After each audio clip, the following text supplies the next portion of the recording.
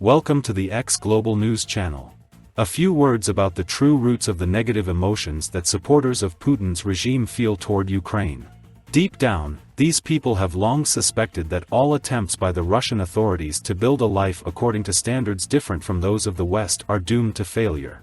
Whether it is Moscow is the Third Rome, or Soviet socialism, or the current attempt to abandon democracy and human rights in favor of mythical, traditional values, all this ultimately ends up being hollow or nothing.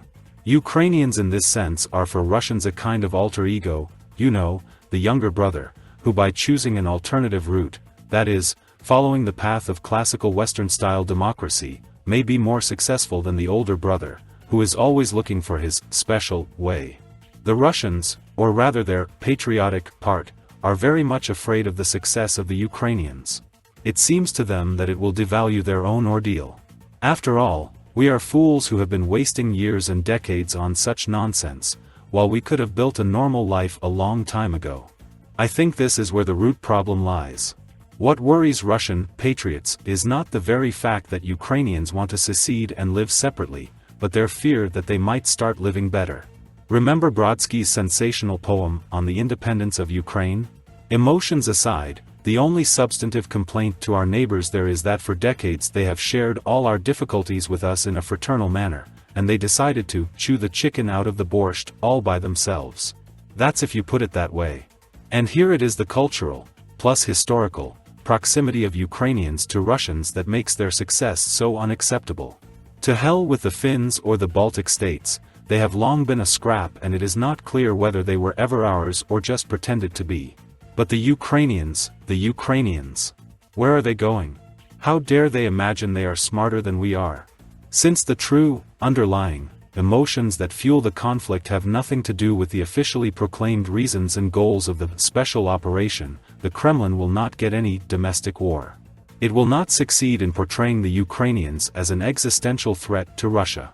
Deep down in their hearts, Russian supporters of the war still understand that this conflict is optional, that if the Russians were to leave the Ukrainians behind, the war would stop. Exhausted by the prolonged confrontation, Russian patriots will soon give up on their neighbors. About as Brodsky once did in his writings, good riddance to you and a Rushnik way. Judging by the social surveys conducted among Russian patriots and recently recorded by Levada and the Federal Guard Service, published today by Dossier magazine, the number of supporters of peace negotiations is growing. In principle, most people have already given up on this special military operation. Russians also like to be frightened, if not Putin, then Prigozhin.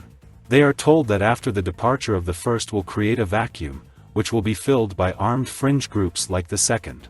In this case, they say, we will not be far from a civil war.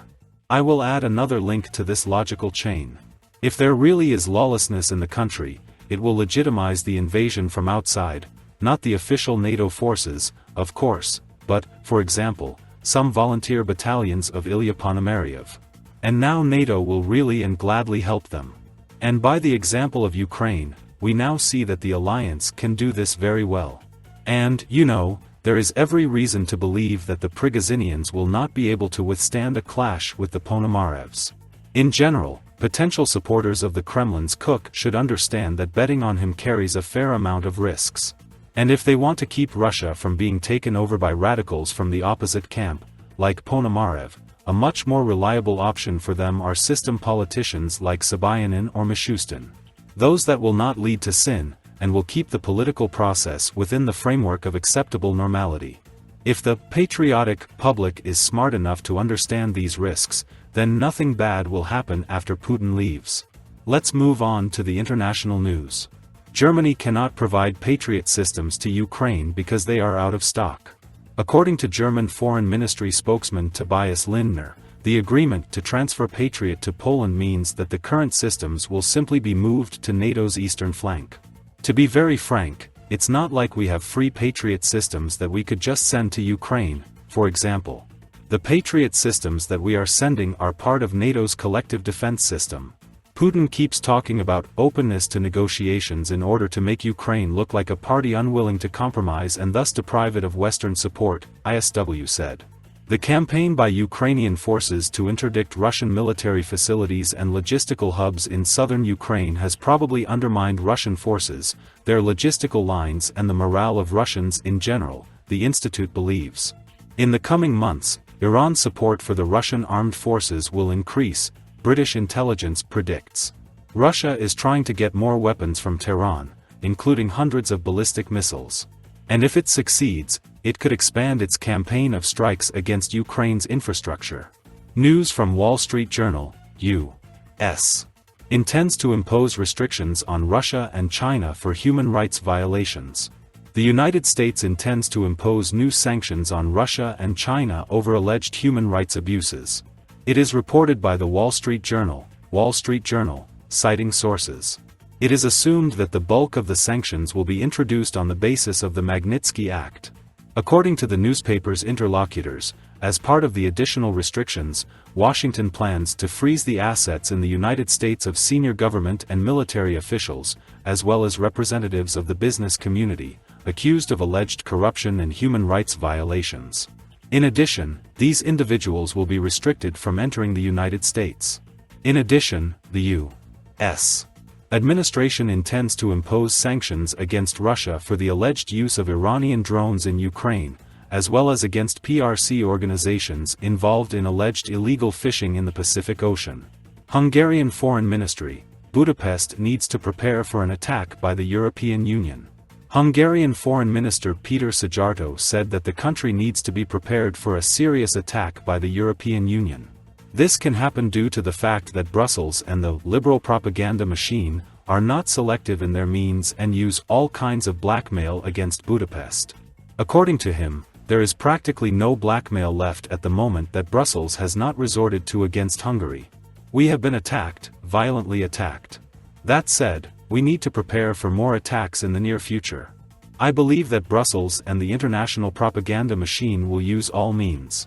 They can use political and monetary blackmail against our country, spreading various fakes and lies about Hungary, said Szijjártó. At the moment, Hungary for some reason stands out from the EU countries.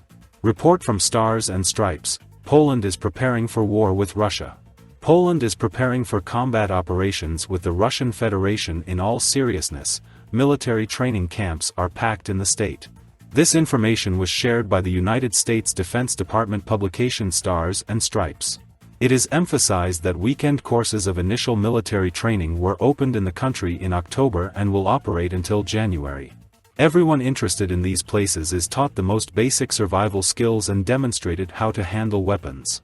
At the same time, according to the newspaper, 94% of Polish residents consider Russia a serious threat and express their readiness to engage in combat operations against it. Thank you for watching. Feel free to share your opinion in the comments. Click subscribe to continue following our news bulletins. See you soon.